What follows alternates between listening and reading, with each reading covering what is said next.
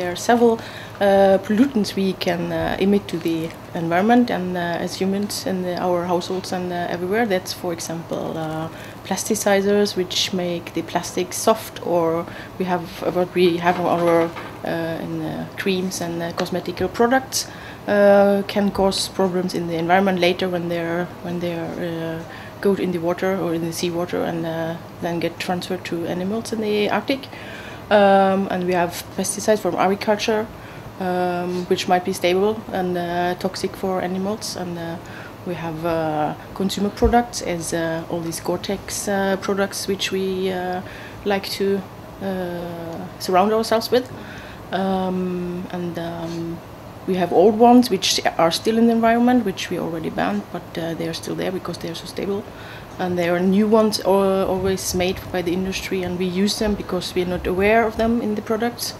And always takes years to detect them and then to find out the cause and to make regulations to stop them being emitted into the environment. So it's always a time lag, which is a problem.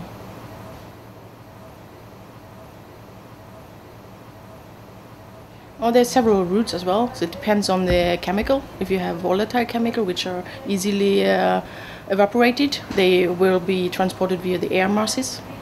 And then you have chemicals which are more water soluble. They will be transported in the ocean water, for example, or in the rain. And then you have other ones which are very heavy and difficult to volatilize and to solute, and then they will be then transported on particles in dust, for example, via the air, or they will just lay in the soil for a time.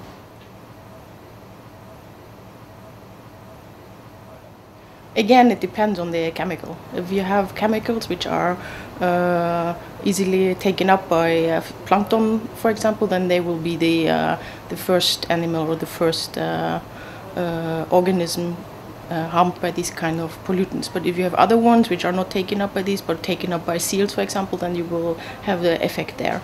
And then you always have these chemicals which bioaccumulate in the food chain, and then you will have effects higher up in the food chain and compared to the ones in lower in the food chain.